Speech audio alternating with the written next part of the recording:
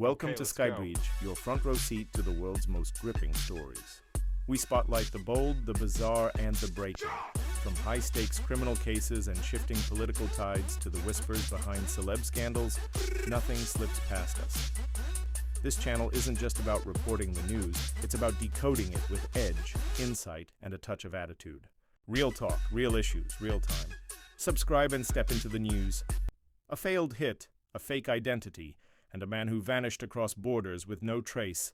Vusimuzi Cat Matlala, bodyguard mogul turned accused conspirator, just had his bail denied. But the real twist: an Eswatini Home Affairs official now under scrutiny for helping him secure a fraudulent ID? They now tried to erase the traces and failed. Was it corruption or a case of mistaken trust? Watch this video until the end and find out what's happening in Eswatini regarding the fake identity. Tables are turning.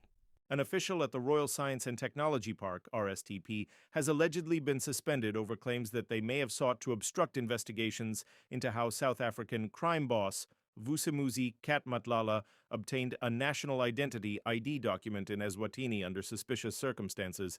According to insiders at the institution, the Royal Eswatini Police Service, RIPS, visited the RSTP this week as part of their ongoing investigation into the issuance of the ID. During the visit, the investigators reportedly met with acting RSTP Chief Executive Officer Nomvula Shongwe Gulwako to discuss the alleged attempts to manipulate the Ministry of Home Affairs database, which forms part of the National Civil Registry. Vusimuzi Cat Matlala in court. Matlala, who is currently incarcerated at Gosi Mampuru Correctional Facility in South Africa, awaiting trial on charges including attempted murder, conspiracy to commit murder, and money laundering, has long been accused of orchestrating a network of corruption, fraud, and violence. The Ministry of Home Affairs Civil Registry is said to list a man matching Matlala's description under the name Vusimuzi Dlamini, a resident of Motshane. The registration lists Christina Thembi Shongwe, a housewife from Motshane, as the mother, but Shongwe has denied any maternal link, stating that her second-born child was a girl named Vuyisile Shongwe. Digital manipulation suspicions. Upon investigation, the ministry is said to have found that no father is recorded in the registry, heightening suspicions over the authenticity of the registration. Insiders allege that an officer at the Ministry of Home Affairs contacted the RSTP staff member, requesting that digital traces related to Matlala's ID be removed from the system. Following this, the username of the implicated employee was reportedly replaced with that of a deceased colleague, an action interpreted as a deliberate attempt to mislead investigators. RSTP officials monitoring the system detected the alteration and restored the data to its original configuration.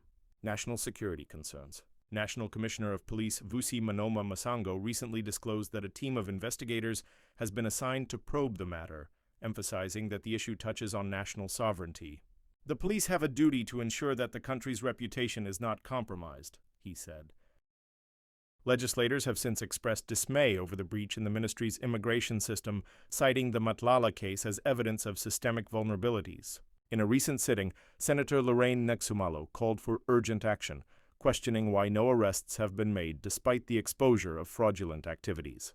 Crime bosses such as Matlala clearly found loopholes in our immigration system, enough to obtain a national identity in the country, she complained. Ministry's response. Acting Minister of Home Affairs, Apollo Mafalala, who deputized for Princess Lindiwe during parliamentary proceedings, confirmed that the ministry is conducting intense investigations and is considering installing CCTV cameras at strategic points to deter fraudulent activities. Those implicated in the Matlala case will soon be identified and further dealt with, Mafalala said. Senators also proposed introducing e-passports and electronic IDs to strengthen security and curb manipulation of civil registration systems. Senator Galane Dlamini highlighted the need for robust digital solutions, while Senator Princess Ntfombi Nkosi stressed the importance of monitoring criminal elements within the ministry.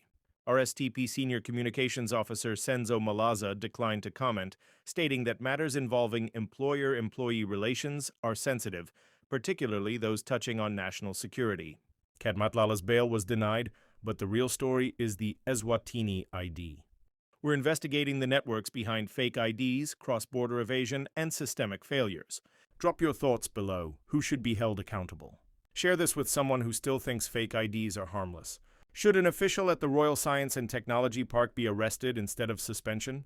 Do you think Cat Matlala must be granted bail one day? As concerned citizens, how must we hold the government accountable? If this story hit home, help us hit harder. Subscribe to Skybreach for more investigations that demand answers. Drop a comment, tap super thanks to fuel the next expose. Want to go deeper? Join the channel for just 14 rands per month. Cancel anytime. Your support powers the journalism others won't touch. This isn't just content, it's a call to action. Thanks for watching. I'll catch you on my next upload. Bye.